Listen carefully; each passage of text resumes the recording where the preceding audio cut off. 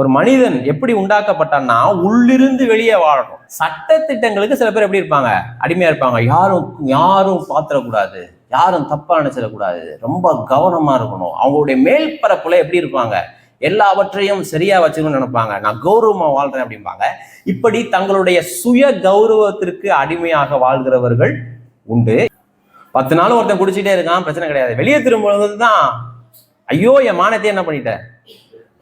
மனிதன் மதத்திற்கும் என்ன பண்றான், அடிமையாக மாறுகிறான். அதனால எந்த பிரயோஜனமும் கிடையாது. காலையில 4 மணிக்கு எந்திரிச்சு குளிச்சாலும் உள்ளுக்குள்ள என்னவாதான் இருக்கும், நாட்டம் எடுத்துதான் இருக்கும்.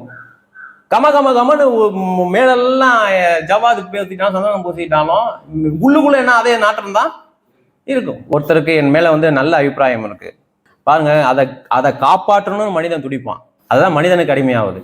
அதாவது அவங்களுடைய பேச்சை மீறிட்டா ஐயோ அவங்க என்ன நினைப்பாங்க. ஒருத்தருடைய பேச்சை என்ன பண்ண முடியாது, மீறவே முடியாது. ஒருத்தர் சொன்னா தட்டவே முடியாது. அது மனித இயல்பு.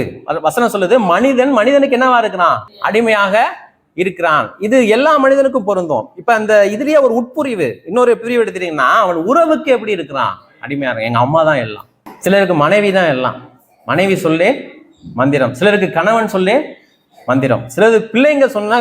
இப்ப முன்னதான் பெற்றோர்கள் சொல்லி பிள்ளைகள் கேட்பதெல்லாம் அந்த லாஸ்ட் டிகேட். இப்ப பிள்ளைகள் சொல்றதான் யார் கேட்கிறாங்க, பெற்றோர்கள் கேட்கிறாங்க. இது ஏன்னா உறவுகளுக்கு அடிமையாவது. அப்புறம் வேலை, எஜமான் ரொம்ப முக்கியம். பாருங்க, என்ன நம்பிதான் எல்லாமே என்ன பண்ணியிருக்காரு, கொடுத்துருக்காரு. வேலையை பொறுத்த வரைக்கும் லாப நஷ்ட கணக்கு தான். மனுஷன் எல்லாத்தையுமே பர்சனலா எடுத்துக்கிறான். மனுஷருக்கு என்ன பண்றான், அடிமையாக மாறுகிறான்.